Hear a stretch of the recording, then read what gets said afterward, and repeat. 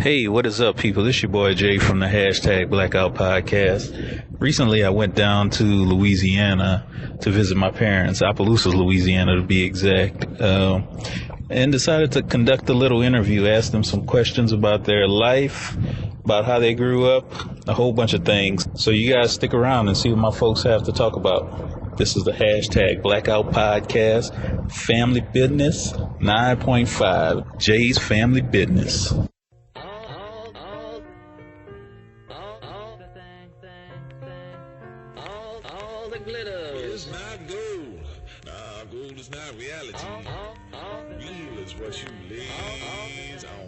All right.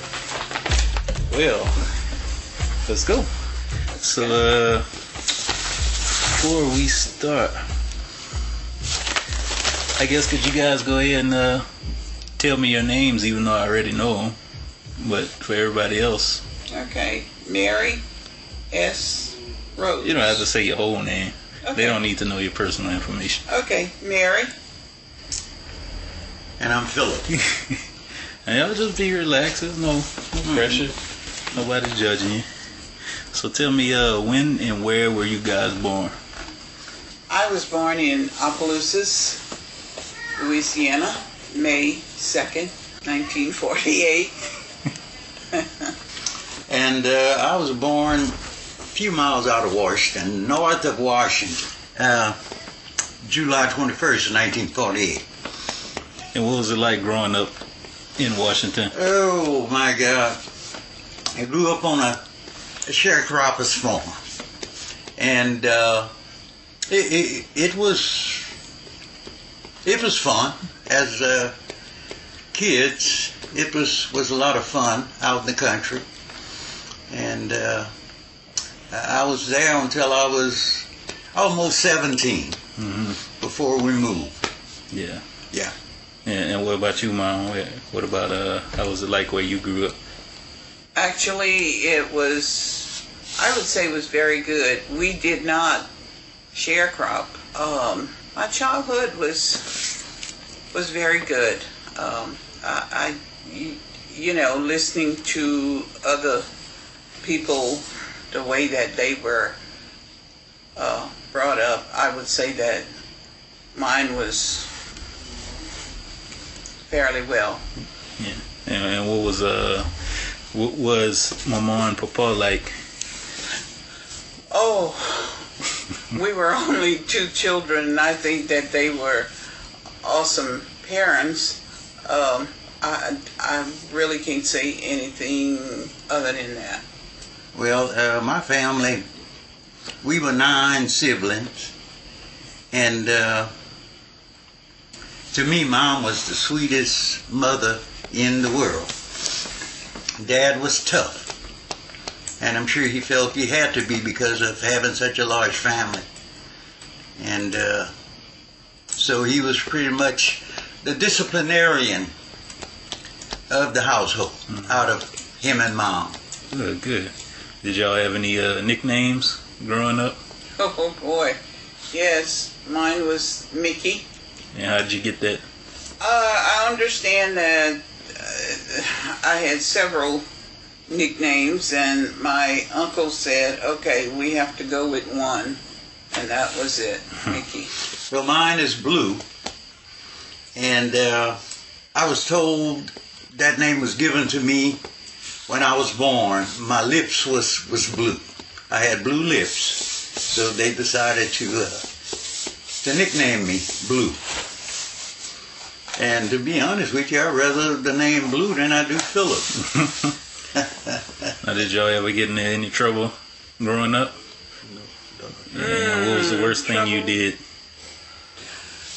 Trouble was probably not wanting to go in the fields, work in the fields, but no, that's about the only thing. But if you're speaking of trouble in the criminal justice system, no, definitely not. Trouble today and the trouble of those days are altogether different. Now, when we did something we were told not to do, that was considered as trouble when we were coming up, where we caught a whipping for or something like that. Now that was considered as trouble back then, which is altogether different from now. Mm-hmm. But as far as trouble with the laws and so forth and so on, no. No. Okay.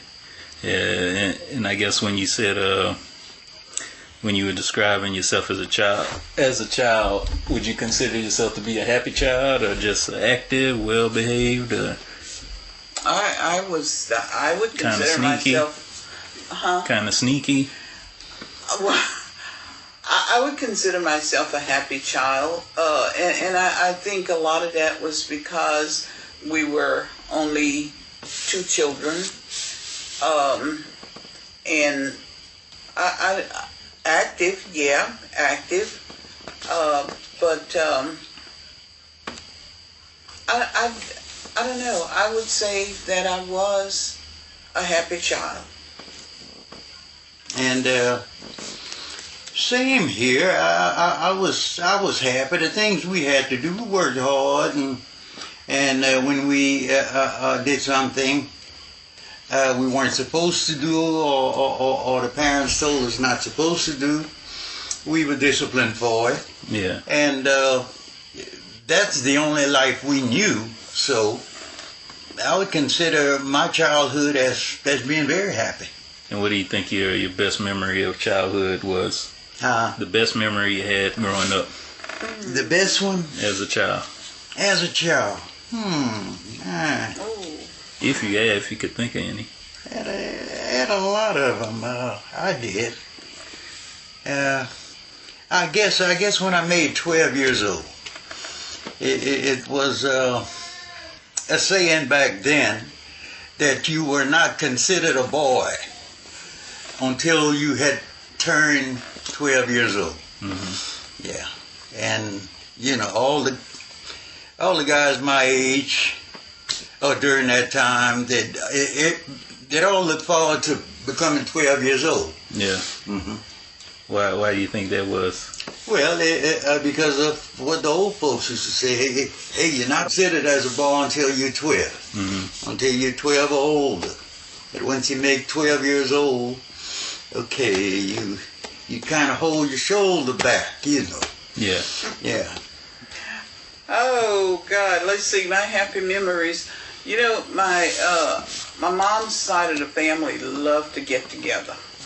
And it seems as though every Sunday she would visit one of her sisters or a brother. And, there was always a lot of kids at my cousins, and we would get together, and there was always food and music and dancing. Mm-hmm. And that's my happy memories. And I find today my cousins and I, several of them, we're reconnecting, and there's not a day that goes by if we're not talking, maybe reminiscing over the old days. Yeah. Mm-hmm. Yeah. Do you have any favorite stories that you guys reminisce over? Favorite stories? You mean as far as book stories or just stories? just stories when you were young that you said you guys would reminisce over and think about. Just the fact of getting together, I guess. Yeah. What about you, Dad? Any favorite stories? In terms of growing up? Yeah. Yeah. Fishing. Oh yeah, fishing. Well, we did a lot of that. That was part of it. That was part of living in the country during the summer months. Every chance we had, especially weekends, we were fishing and hand fishing or pole fishing or fishing with barrels. Several ways that I learned coming up. Even turtle hunting. Who would you describe as your best friends when you were growing up? What were your best friends growing up? What were they like? My first best friend, I guess we were a lot alike. The older brothers would make us fight every day. And we started school in first grade together. And he was, I would consider my best friend until they moved. You know, I guess he was about 12 or 13 years old when they moved from near the house. And then he wound up dropping out of school at about the age of 13 or 14, I believe, and moved to Texas. That was pretty much it then. Yeah. And I had a lot of friends. Had a bunch of friends, but that was my first best friend. And I stayed close with his brothers and sisters and nephews and stuff like that, even until today. What about you, Mom?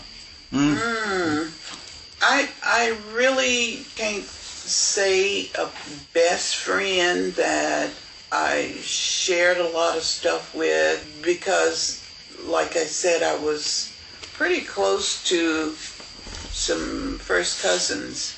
In fact, one of them today is still, I would consider her now a best friend. Mm-hmm. Back then, we were just all close. We were friends, and I didn't really call anyone a best friend. I just knew that I was close to them.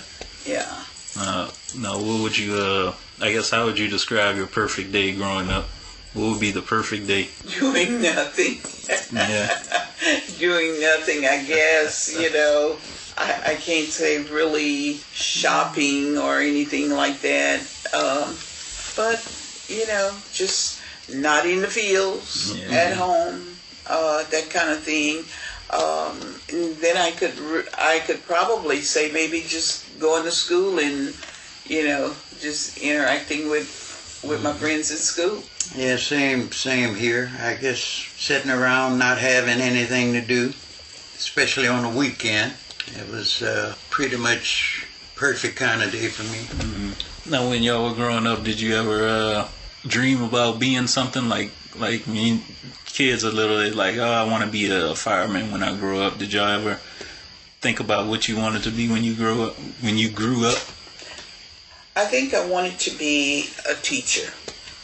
And I guess the reason for that, because I commuted to school with the teachers. So that's all I knew, was becoming a teacher. And after graduating, I attended school and attended college and wanted to become a teacher, and then ended up working in the criminal justice system and loving that, because I was working with people and helping people, you know. So it switched, but yeah, I think my goal was to become a teacher at that time. As a kid, I thought a lot about the military as a small child, and I was influenced in that sense as a result of the Yambly parades. The ROTC from Southern University would always send a platoon to take part in the Black Yambly at that time, and I thought these guys were so disciplined in the way they marched, and the performance that they did was just unbelievable. And I thought about that a lot as a child. Lon, you said you wanted to be a teacher. You thought about being a teacher. Did you like school? Did you enjoy it? Oh, I loved school, and I worked hard. Yeah, what kind of student? I would say I was. Well, let me just put it this way. I graduated in the top 10. I had back then now this is over 40 years now. So I know I had over a 3 point whatever, you know. So I considered myself a good student, a high school student. I mean, you know, through grade school, high school. What about you, Dad? You like school? Did you enjoy it? School? Oh, I love school. I love school. First grade, I don't know why I didn't go to school every day, but I know second grade I had a perfect attendance. I went to school every day in second grade. And when I was about 8 or 9, then I sometimes I had to stay home to babysit. And but as far as wanting to go to school, they never had any problem with me not wanting to go to school. I look forward to go to school every day, every chance I had. Yeah. Oh yeah. What kind of student were you? Were you A student? B student? No, I was about average. You know, when I wanted to, I could make A's. But you know, I was more of a B plus, C minus, B plus, C minus, B minus, C plus kind of student. Yeah. And and that's what I really trying hard. When I really wanted to make an A, I could make A's every day. But it's just that I just wanted to do enough. And that was the mentality with a lot of us back then. Especially boys, huh? Especially boys. Especially the boys, because of a lot of stuff, a lot of opportunities that we didn't have back then. You know, you couldn't say, well, I believe I'm going to go to law school. I'm going to go to medical school. I mean, you very seldom hear that from any of the kids of African descent. Right. The money was not there, and the opportunity, in other words, was just not there. It was not there. Not in this part of the country, especially. In fact, no one really talked about law school or medical school. You very seldom hear. I know that when my papers were prepared to go to college, they automatically fixed the papers that I was going to major in math and English, and that was it. I was going to be a teacher, and that was it. One of my teachers wanted me to go to college, agriculture teacher, and he found me a job on campus. When I graduated high school, I went straight to Southern from high school. And there was a little job waiting for me, working in the cafeteria, of course. And it was fun. There was a lot of other kids on that same program. It was fun. It was fun.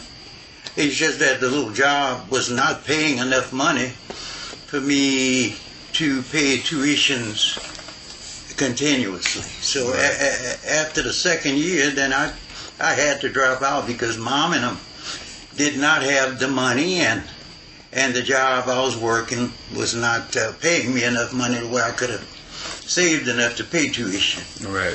And all these other opportunities where grants and so forth and so on. You never knew anything about that? No, that was non-existent for us. Now, was there any teachers? I know you mentioned agriculture. One of your teachers got you into agriculture. Was there like any teachers that had a strong influence?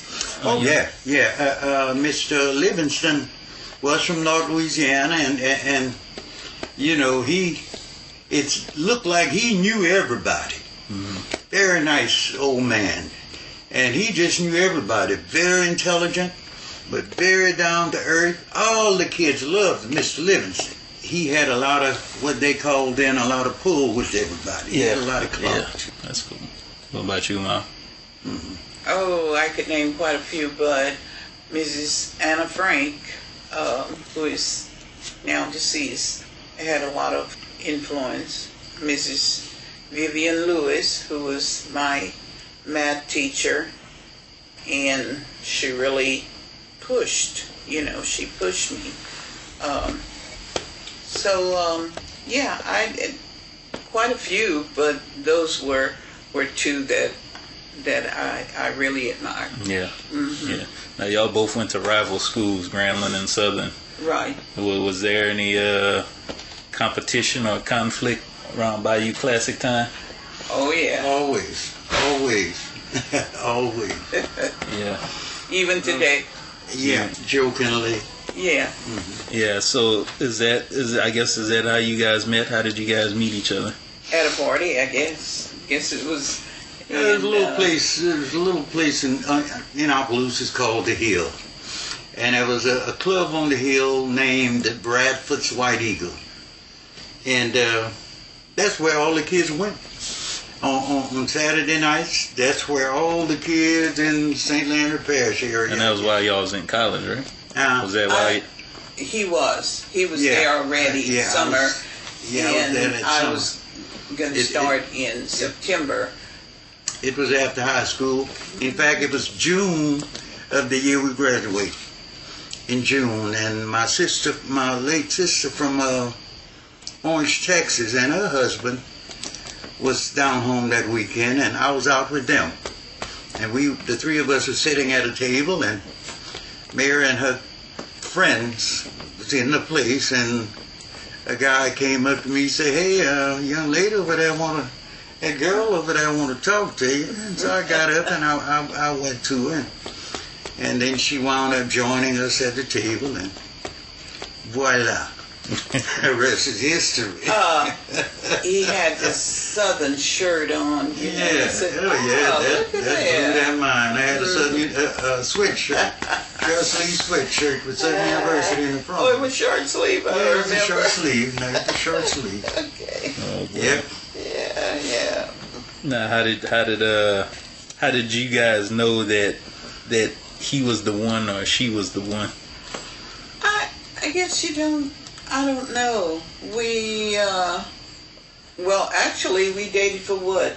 4 years. 4 years? 4 years. Mm-hmm. Yeah. And I guess the majority of the time, it could have been, you could call it long distance, because he was in the military, but we never lost contact with each other. And after he got out of the military, which I was engaged before. He had given me a ring. And after he got out of the military, we got married. Yeah. So I guess it had to be, because they always say a lot of long distance relationships doesn't last. But, even when we were in school at Grambling and Southern, he found a way to come up and visit with me. Now, do you remember how you proposed? Did you have to go talk to Papa? Yeah, I think. I don't know. I confronted both Mr. and Mrs. Shaw, and they were very happy about it. They were glad about it. I think my dad always liked Blue, liked Philip.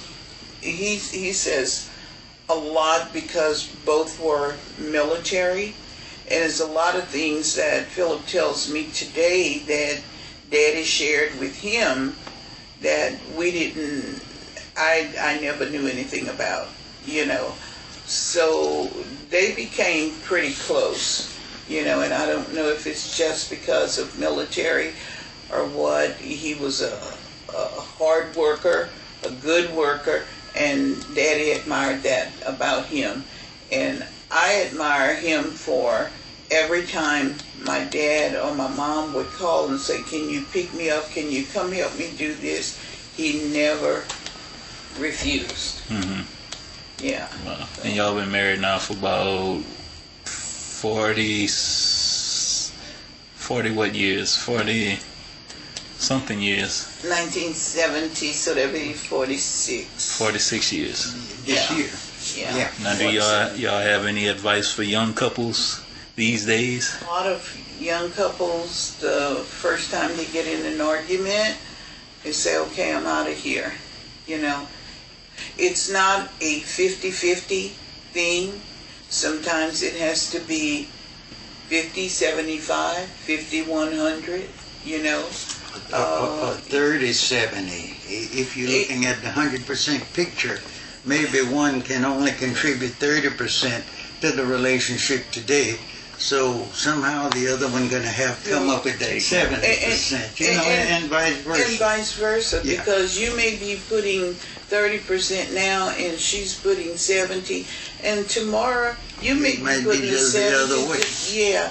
So you just have to, I mean, I don't advise anybody to really stay in a very, very bad, abusive relationship. Get some counseling. And especially if there are kids involved. But don't just pack up and leave the first time. It's not always like that. You a lot of time it's going to be 100-100. You're both going to be on top of the world, or 50-50. Let's say it's not. It won't always be bad here and maybe a little better there. A lot of time you're going to gel just right. Yeah. Lots and lots of time. Yeah. And the longer you are together, the more you're going to see a lot of that. Yeah. You get to where you understand each other. The longer you're with the person, the better you understand that person. Right. Now, do y'all have any favorite stories from your marriage throughout your years? Anything funny? Anything stands out? Oh, we had some rough times. We had some bad times. But the thing about those bad times, we were able to get over them. And I guess a person's gonna, in order to know what good times are, you're gonna have some bad times. Right. You're gonna have one to know what the other one is. Most definitely. How can you know what bad times are when you've always only had good times? You won't even recognize bad times. Mm-hmm. So you're gonna have some of both, and you'll recognize definitely. My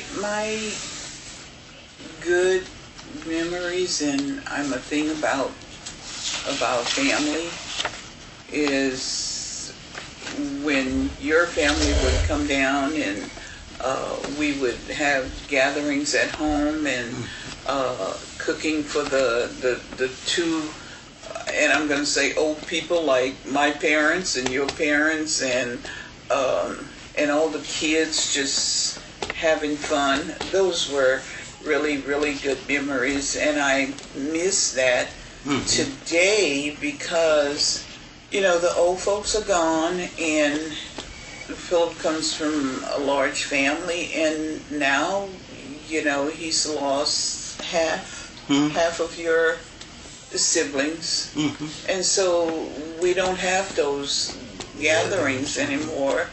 So I miss, but the other part are really, really good memories. Family is number one with me. Now, y'all both are retired now. What did you guys both do when you were working, and how did you get into that line of work? In 1972, I went to work for a judge, and I really started enjoying that. And then I worked in so many departments, but for my last 14 years, I worked as a probation officer, and that I really enjoyed. In the 80s, I worked as a probation officer. So and just recently, I was called back to work again to do contract work in the probation department. So that's one thing that I've done and really enjoyed it. What about you, Dad? What about you? What was that question again? I guess what job did you have when you retired, and how did you get into that line of work? When I got out of the services, I went back to school for a while, and I worked construction work. Of course, during the time I was working construction work, I got on police force, and I continued to work construction work while being a police officer. and spent 20 years in law enforcement, 13 with one department and 7 with another. And after the 20 years stay in law enforcement, I went with the National Park Service, which is under the Department of the Interior. Being a partially disabled Vietnam combat veteran, I was advised that I could retire if I wanted to, and that I would be compensated at the 100% level from the military. So, of course, I went on ahead and took that. I know when you were a police officer, there was I guess some of your friends used to always tell me the story about something that happened where I guess somebody tried to punch you and you swung and I guess you hit a brick or something like that. I forgot exactly. Actually, I hit the guy. I had hit him once, and he was knocked out. Mm-hmm. And he was sliding against a brick wall, and I hit at him again and cracked my hand, broke my hand. And I hit the guy 3 or 4 times before he hit the ground. Mm-hmm. And that's probably what you're talking about. Yeah. I had several little incidents where guys tried me, and of course that is to happen when you're in that field of work, of employment. Right. Yep, you always have somebody who's gonna try you. Yeah. Now you mentioned earlier you was in the Marine Corps. You was in the military. What was that like? Oh my God. Well, Marine Corps boot camp, if anybody have any idea what that is, then, it's tough. Marine Corps boot camp in the 60s was tough. I don't know whether it was because there was a war going on, but it looked like it was extremely tough. But I went through it, of course. I remember you saying in your book. Huh? I remember you saying in your book that you thought it was a little easy coming on the Papa. In comparison to some of the guys. Yeah. Coming off the farm and being raised by my dad, it was easy in comparison to some of the guys. In comparison to how some of the guys felt. A lot of guys couldn't make it. So, I was rugged when I went in. Straight up. I was just flat tough. I was hard when I went in. And so I went through it without me thinking it was that strenuous. But guys were really having problems trying to go through this thing, both mentally and physically, because they tried their best to break you mentally as well as physically. And after that, after boot camp, of course, advanced training was not as mentally exhausting like boot camp. Mm-hmm. It was more of a physical thing in advanced training. After that, I was home. I came home for about 20 days, I think it was. And I went back and for some more training. Then the Vietnam thing after that, and that was pretty tough. That was pretty bad. That was bad. Yeah, so I could imagine there was plenty of times you were afraid. Oh, every day. Yeah. Every day, yeah. Yeah. How do you think that war changed you? Well, it taught me the value of a human's life. It made me know not to be too fast to speak or to talk. To take your time before you answer something. Because had I known anything about it, I would have never gone in the Marine Corps. I feel like I was kind of quick about saying I do when I went in the Marine Corps. Right. And it taught me things that's almost impossible, I guess, to explain. Right. How people are different. Treated. People are different as to how they feel about others' lives. I noticed some guys got to like that kind of thing, and it's I don't know. It's just it's hard to explain. Right. I try to understand why different guys would like it when we get involved in firefighting. They had to kill people. I found that hard to understand now. But you could actually see the joy on some of these guys' faces. You could actually see, the excitement. And the strange thing about it, in combat, there's a flow of adrenaline that flows through your body like you probably never experienced. And when you've survived a firefight or something to that effect, you're happy. You're happy you survived it. Very, very happy.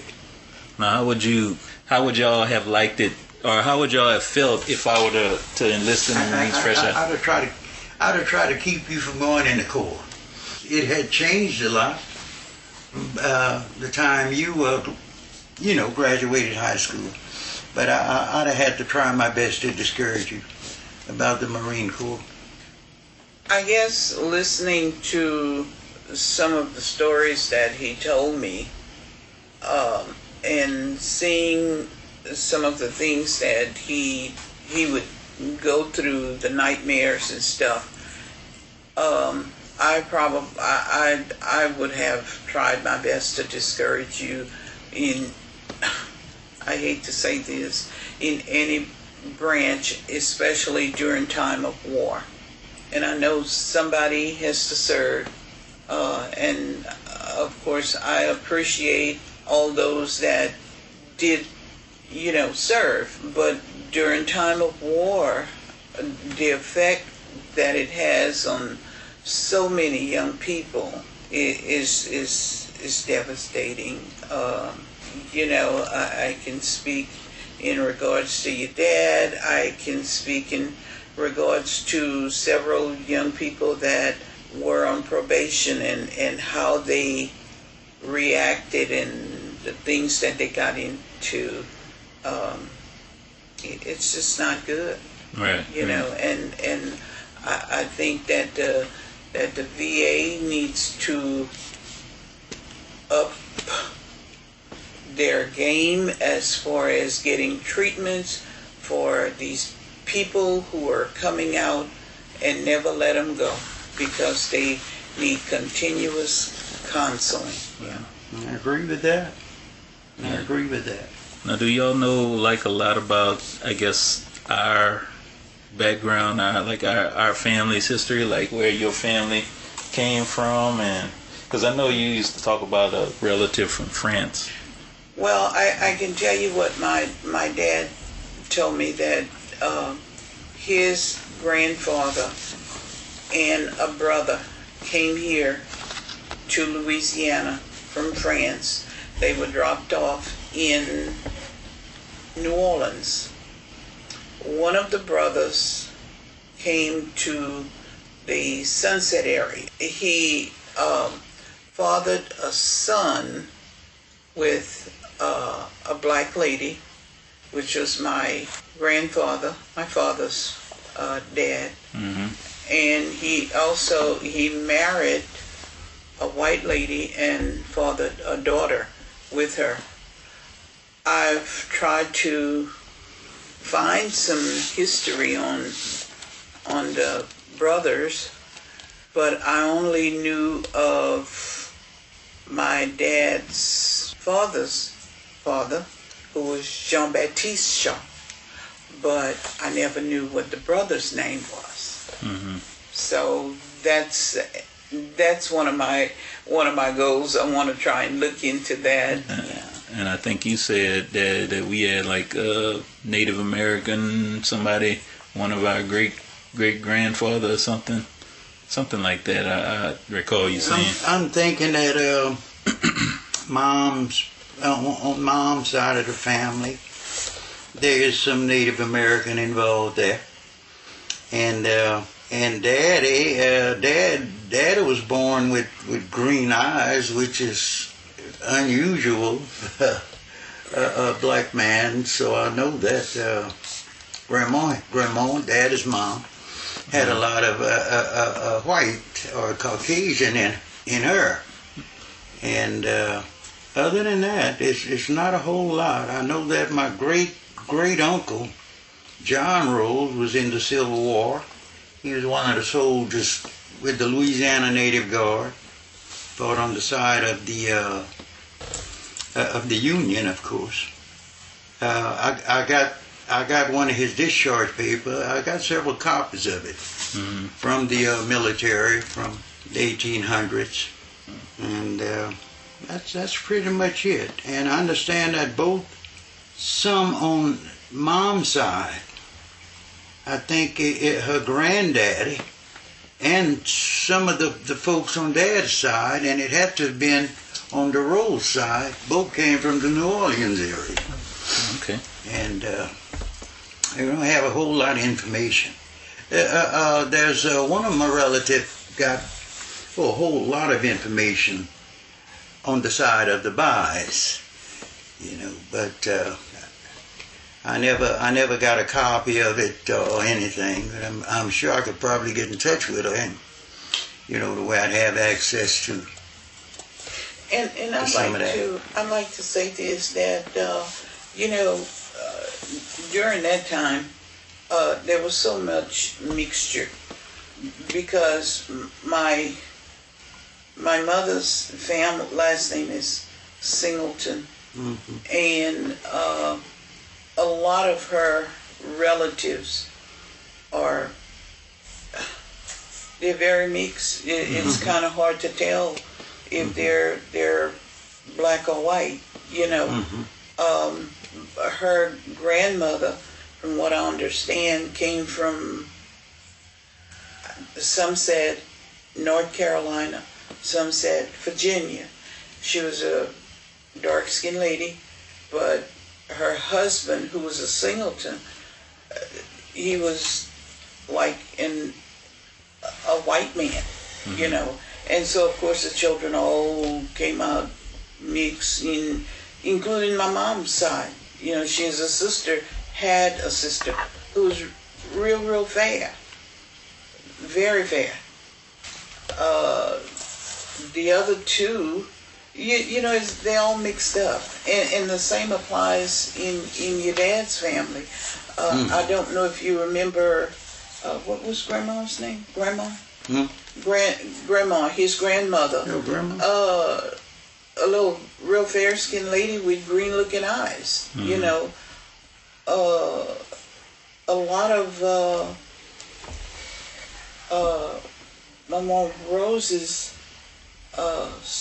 nieces, they're fair, but where does that come from? So way back, there was so much of that going on, and I guess nobody really said anything. They probably said, "Oh, that's Mr. So-and-so's daughter. He fathered a child with somebody." But everybody was like, "Hush, hush." Yeah. Didn't say anything, You know it, but you don't say it. And Cornell West's mother is from the Crowley area. She was a Buys. Oh, yeah? Yeah. So all of that's Mom and them people. All throughout that area into Lake Charles, Jennings, Crowley, through Eunice into the Ville Platte area. All of that. All these Buys of the same family. But Cornell West, his mother's from there. And his dad is from Orange, Texas. So call his daddy T. Rose, but his mom is a Buys. Right. Yeah, and Gene and them know. And Gene and them all know that. Okay. Yes. So we are related. We are definitely related. Oh, that's cool. That's all good. Yeah. Yeah. Now. And he got those face teeth. Yeah. Cornell West do. And yeah, he does. And you found that on Mama's side of the family, the one with the spaced teeth. Now, Mama, you said, it was like a whole bunch of mixture in your family. Was there? Oh yeah. Like I guess, I don't want to say tension, but did some people feel they were like good, too good for I don't want to say too good for other people. Like some that were light skinned and some that were dark skinned. Yeah. That happened. Yeah. It happened in disowned relative. Yeah. Well, that because of something like that. Yeah. Well, that actually happened in my dad. My grandfather, and I remember him so well, but my grandmother was a tall, dark-skinned lady. And my dad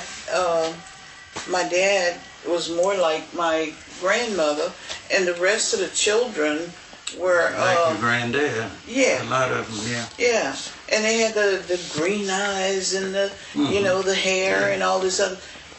And so, of course, they made a difference with my dad. But amazingly, my dad was the only one out of the 9 siblings that acquired anything, acquired property, and was as successful as he was. Right. Yeah. Wow. And Philip brought this up to me that maybe he, they treated him different. He felt that he was different from them, and that is why he worked so hard to acquire what he did. I can remember many times them coming home and asking him for stuff, because he was that rich brother. In other that's words, what they would call referring him. to him as. They would call him their black rich brother, and it left a bad taste in your mouth. Huh? Yes, it did. Yes, it did. Yeah, that's interesting. I guess moving on to parenthood and raising children. When did you first find out that you'd be a parent? And I guess how did you feel when you found out that news? It was in January of 71. January of 71. I found out I was pregnant, and I don't know, it was just it's been a long time now. It's scary, but then that, hey, I got this little one, that's mine. That's what you're thinking. Oh, I have my own little one. I guess like every parent, you're happy and you're afraid. Yeah, nervous. Yeah, nervous. Yeah. How did you feel? How did I feel? Yeah. I just felt overly protective then. For a while, I just felt overly protective when I found out she was expecting. I can remember that. Do you remember what you thought? Not wanting her to do anything. Yeah. Leave that alone, Yeah. And just first time, so it was the first time for me too. I know at first I just felt like maybe she shouldn't even walk. Shouldn't even walk on her own feet. Yeah. Now, do you remember? But then, you get used to that, and I can remember doing a lot of things that one would have expected that wife to do. I remember doing a lot of the cooking when I first found out, when she first told me that she was expecting. Now I want you to understand something else too. He did do a lot of stuff, but I was sick a whole lot too. Yeah. Yeah, but yes, he did do a lot.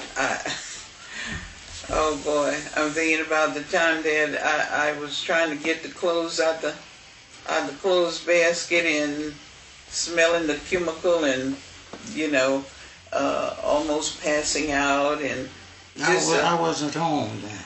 You wasn't home? I thought you were. I thought it was a Saturday or something that we were doing something, but yeah, it was one of those things. It was like a whole 9 months of being sick, but you forget all of that once that little one gets there. Yeah. Mm-hmm. Now, do you remember when you first saw your baby? What you thought? When I first saw him, let's see. You saw him first because I was like out. I don't even remember. Now I remember for the second because I remember I remember myself saying, "Give me my glasses, I want to see." But yeah, when I remember seeing him, all I remember was a little bitty bundle, a little short fat baby. Now my second one was a long baby.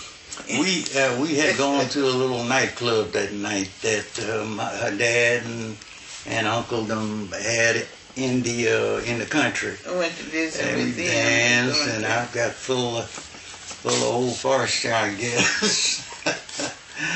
and we get home, and I remember her waking me up about 3 in the morning, telling me it was time for her to have the baby.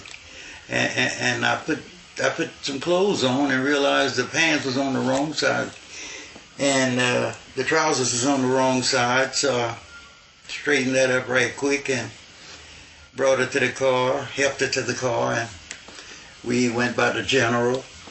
And I had to go sit down in a small waiting room.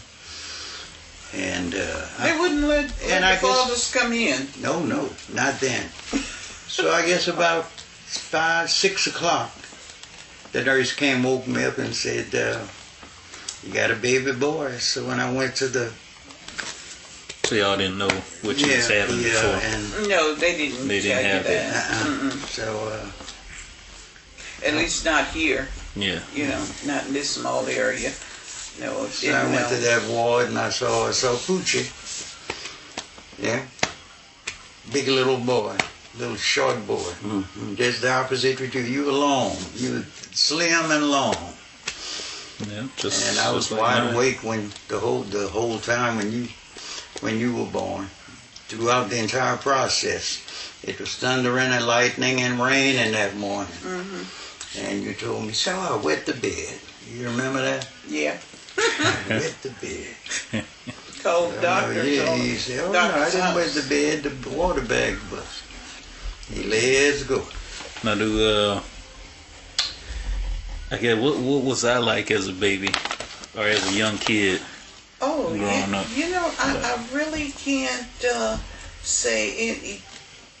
You were a good baby and patient, and I don't know if it's because I always can give credit to my mom.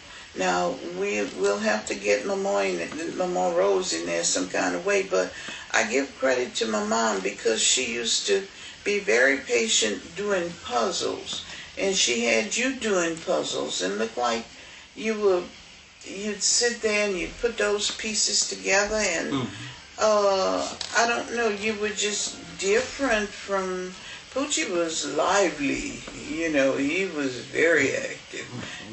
Like Eli. Huh? Like Eli. Like Eli, yeah. And I mean, rough. That was Poochie. I'd see the group of little boys in the yard all around the same age, and looked like he was just controlling up the whole group. Stand out. Yeah. And with you and Jared and his brother and sister, y'all were close and y'all played good together, and just a different group of kids. I don't know if it was the age different, the era, what, but yeah, I think that you were a very, very good kid, very disciplined. I didn't have, in fact, I think about one of the instructors told me, he said, you won't have to worry about him because he's his own man. If he doesn't want to cut up, he won't do it. And regardless if the rest want to. But if he decides he wants to cut up, he does it, not because somebody is pushing him to do it. So, I don't know. It was just and I don't want to say trust, but if you told me you were going out someplace and you would be back around 10 o'clock, you would either be back a half an hour earlier or a half an hour later. I never worried. They both were pretty much quiet, good babies. You know, we didn't have a lot of trouble with them crying or any of that. And I'm sure that had a lot to do with them eating all the time and on time and them staying clean. Oh, they were clean. And you did an excellent job with that. Definitely staying clean all the time. And just being happy babies, you know. And Ron had a little, you know, he was kind of playful. He'd do a little clown kind of thing every now and then. And like where you said, Poochie was rough. And I think I had a lot to do with that. You know, I was always boxing. Yeah, showing him how this and that and the other and how tough I was. And by the time LaRon came, I had gotten out of that, you know. I wasn't doing that anymore. But I wrestled a lot with Poochie when he's a little bitty. You taking fishing with the big guys, huh? Uh-huh. Yeah, well, Ron came with me. You know, it was a difference. It was a difference. Mm-hmm. Instead of... Ron, he was not a big talker. However, he clowned a little bit. He'd make these motions, yeah. Mm-hmm. And you could see it was all in play. And I have nothing negative to say about neither one. Both, all positive stuff about both of them. It's just that they were different. They were different, and that's to be expected, you know. Now, if you could do everything over again, would you raise us differently? Yeah, there's some. Oh, yeah. As far as raising y'all, I do different. Yeah. I definitely do different. Mm-hmm. Yeah, I'm a whole lot more aware now of what a young person would need now than I was then. And of course, you can't know it all. You got to go through it in order to see it, to really learn it a lot of times. And until that happens, you won't know. They have books out there about parenting, but like you said, you have to go through it. And I think that the way that I brought up, when Poochie was with me, it was the way that my parents brought me up. If they say go do such and such, you get up and you go do it. And I don't know, I think we clashed in some way. With you, it's like I